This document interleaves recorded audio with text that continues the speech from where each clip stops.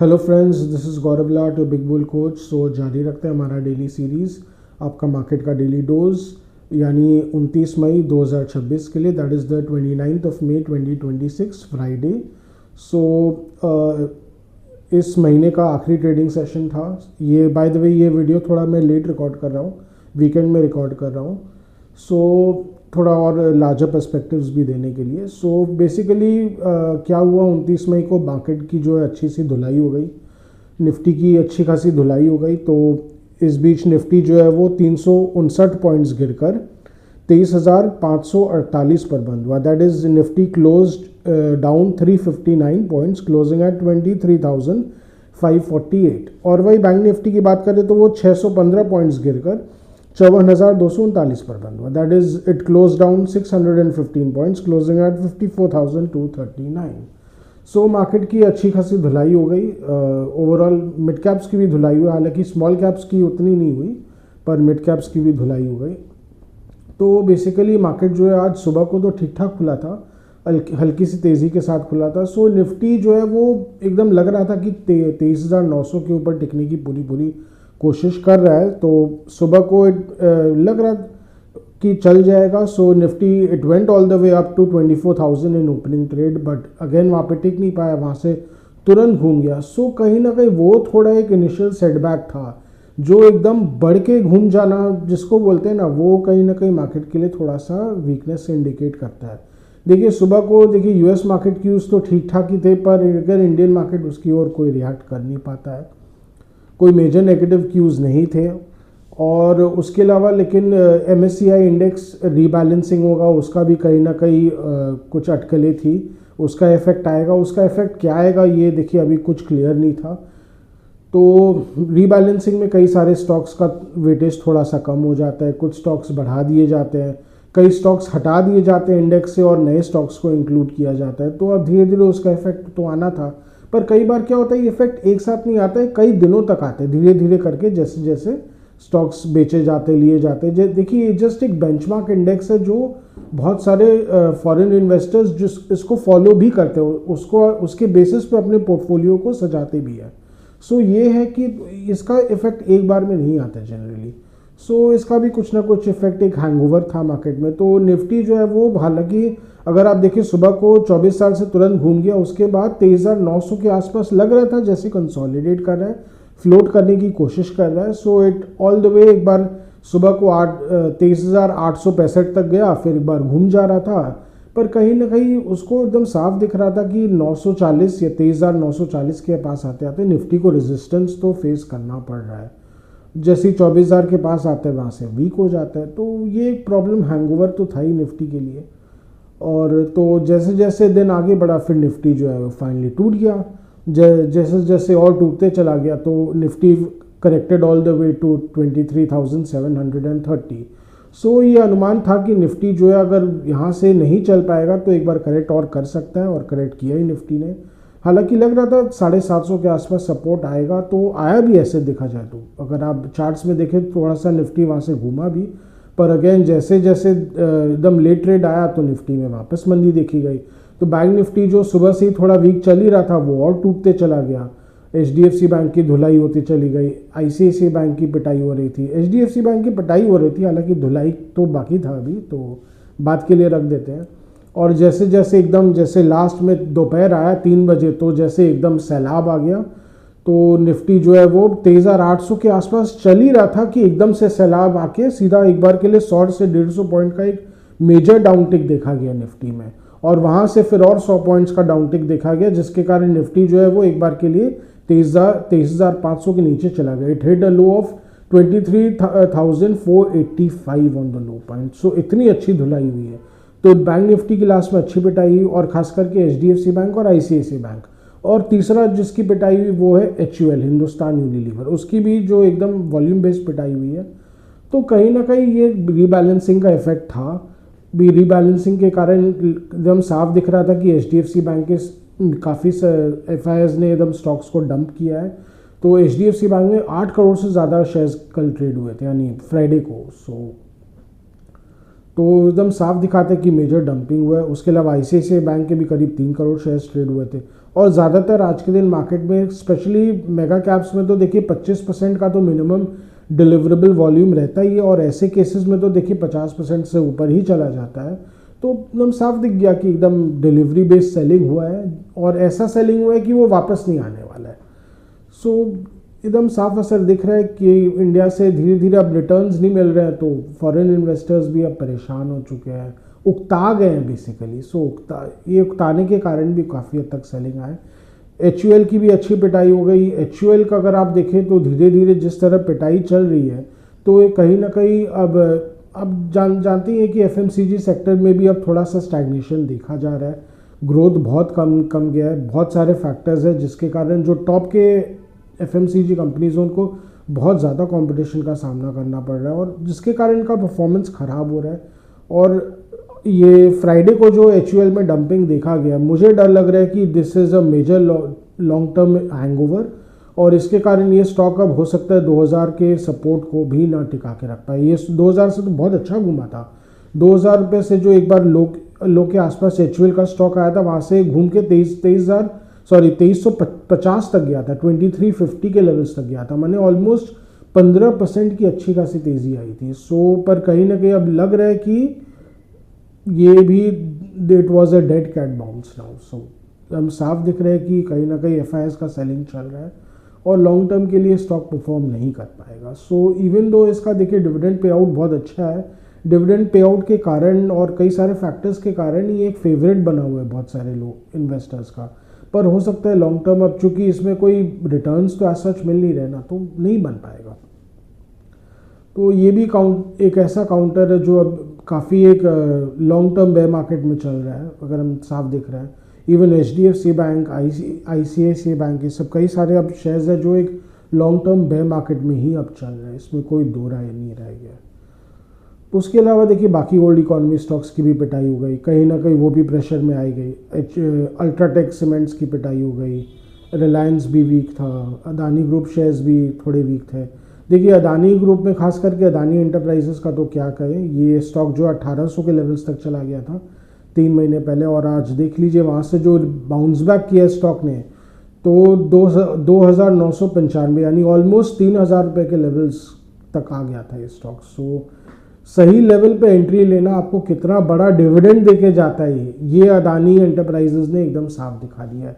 हालांकि और भी मेजर फैक्टर तो यही है, जो इनका सेटलमेंट हुआ है अमेरिका के सिक्योरिटीज़ एक्सचेंज कमीशन, वो एक मेजर पॉजिटिव फैक्टर है। बट कहीं ना कहीं बोलते हैं ना, सही कई बार हिम्मत का काम करना भी बहुत अच्छा डिविडेंड देके जाता है। सो जब 1800 के लेवल्स पे स्टॉक आया था, तब लग रहा था कि ये स्टॉक एकदम मायूस हो रखा है, कुछ हो नहीं पाएगा, but it was again a great opportunity to enter. So मैंने भी पर्सनली बोला, मुझे याद है कि मेरे को भी अच्छा लग रहा था ये स्टॉक, थोड़ा सा वैल्यू लग रहा था। लेकिन अगर आप overall valuation point of view से देखें तो इस अदानी ग्रुप के सारे शेयर्स बहुत बहुत बहुत महंगे हैं, but there are other factors जो इनके शेयर्स को अट्रैक्टिव रखते हैं। Basically it is the deep political connections of Adani group, इसमें it is an open secret. तो वो सब कई सारे फैक्टर्स हैं जो अदानी ग्रुप के शेयर्स को बहुत अच्छा रखते हैं, बहुत अट्रैक्टिव रखते हैं। बट यहाँ पे लग रहा है कि हो सकता है इसका एक अभी मीडियम बुल मार्केट हो सकता है। मुझे जहाँ तक लग रहा है एक बार अदानी एंटरप्राइजेस के लिए अब ख़त्म हो गया, हो सकता है यहाँ पे अब धीरे धीरे डिस्ट्रीब्यूशन शुरू होगा। अगर यहाँ से और नहीं बढ़ पाएगा तो धीरे धीरे जो ऑपरेटर्स हैं, जो बड़े बड़े जिन्होंने माल उठाए होंगे 2000 रुपये के नीचे, वो खुद ही प्रॉफिट टेकिंग करने आ जाएंगे, या खुद ही प्रॉफिट टेकिंग कर ही रहे होंगे अभी इन लेवल्स पे। सो इन लेवल्स पे बाय करने में थोड़ा सा अब सतर्क रहना चाहिए इन्वेस्टर्स को, दे शुड बी केयरफुल। ऐसा नहीं ना हो कि वो बोलते ना पंपिंग एंड डंपिंग का शिकार बन जाए। So that is the thing. तो ओवरऑल देखिए, लेकिन मार्केट के लिए थोड़ा, ओवरऑल निफ्टी के लिए देखें तो अब चीज़ें ख़राब लग रही है एक बार के लिए शॉर्ट टर्म में, because it is clear that nifty is now heading towards retesting of May's low, यानी मई महीने का जो लो है 23,262 का, मोस्ट लाइकली निफ्टी उसको रीटेस्ट करेगा, क्योंकि मोमेंटम खुद ख़राब हो गया है। और अगर उसको भी तोड़ देता है तो 23,000 के लेवल्स तो आना ऑलमोस्ट तय है। सो चूँकि इतना बड़ा FIS सेलिंग का सैलाब आया है, तो उसका हैंगओवर तो थोड़ा आगे भी रहेगा ना। DII लड़ने की कोशिश करेंगे, पर कितना लड़ेंगे। हाँ, ये कि वो डाउन साइड को प्रोटेक्ट कर देते, no doubt they have always, उन्होंने अग्रेसिवली बाय करते रहा है। सो उसके कारण आप देखिए निफ्टी जो है 22,000 के लो तक ही गया, नहीं तो अटकल ये थी क्या पता निफ्टी 20,000 के लेवल्स तक चला जाएगा, पर ऐसा होने नहीं दे रहे बिकॉज वो डट के खड़े नीचे माल एब्जॉर्ब करने के लिए, वो लेते रहेंगे, उनका तो धर्म ही है। सो ओवरऑल बट ये है कि आपको ओवरऑल रिटर्न्स के लिए अभी इंतज़ार करना पड़ेगा। सो अभी मार्केट ऐसा ही चलेगा, निफ्टी का मैंने कहा ही एक बार 23,000 के लेवल्स तक भी जा सकता है, तब का तब देखा जाएगा। पर उसके अलावा देखिए और कई सारे रिस्क हैं। अब वीकेंड में जैसे और रिपोर्ट्स आ रहे हैं कि देखिए US Iran negotiations again they have hit a dead and. Basically Iran जो है वो अपना न्यूक्लियर वेपन सरेंडर नहीं करना चाहते। बेसिकली उनके पास जो प्लूटोनियम है, जो वेपन्स ग्रेड प्लूटोनियम है, उसको वो सरेंडर नहीं करना चाह रहे हैं। घूम फिर के हर सारी बातचीत इसी पे अटक जाती है।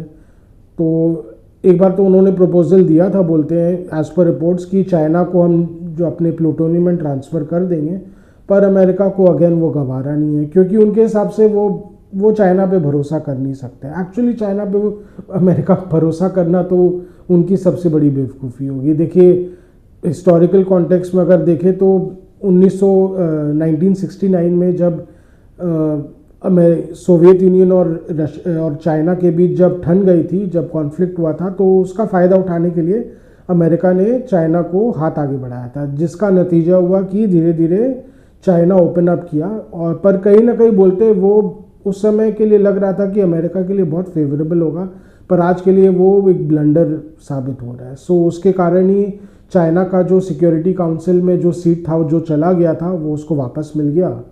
और आप जानते हैं रेस्ट इज़ हिस्ट्री, जो एज पर बोलते हैं कि जो इंडिया को भी मिल सकता था, जो सिक्योरिटी काउंसिल पर का जो वीटो पावर वाला सीट है, इंडिया को भी शायद मिल सकता था 1950s में, जो हालांकि बोलते हैं कि नेहरू जी ने ठुकरा दिया था, पर चाइना को वापस मिल गया। और अब चाइना का दबदबा ऐसा है कि बोलती है। सो ये दिखाते कि अमेरिका हो सकता है पिछले जितने भी मिस्टेक्स उन्होंने चाइना के प्रति किए वो नहीं दोहराना चाहते। सो यही कारण है कि वो भरोसा नहीं करना चाहते हैं, और क्यों ईरान के प्रति जो बातचीत है वो अटक गई है।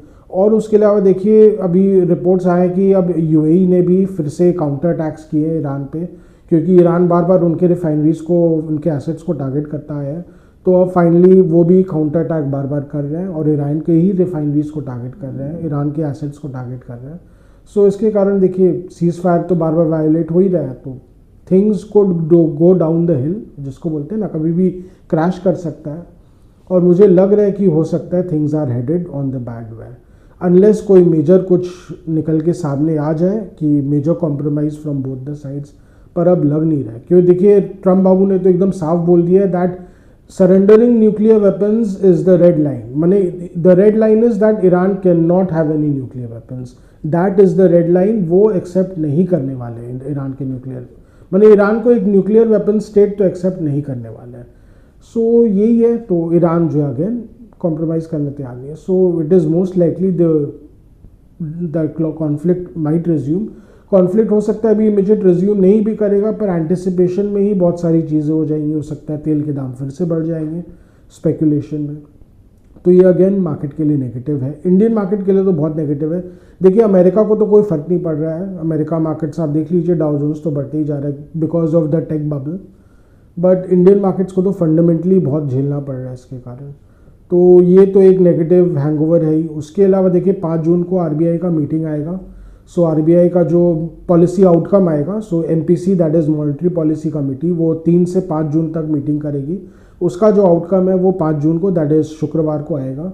सो शुक्रवार 10 बजे के आसपास आना चाहिए। So it is very likely, it is 50% likelihood है कि हो सकता है एक रेट हाइक आए, बट अगेन हो सकता है ना भी आए government, but it is very likely कि जो आरबीआई के गवर्नर है वो इंडिकेशन दे देंगे that rate hike is on the cards. देखिए रेट हाइक के बहुत 2 मेजर कारण हैं।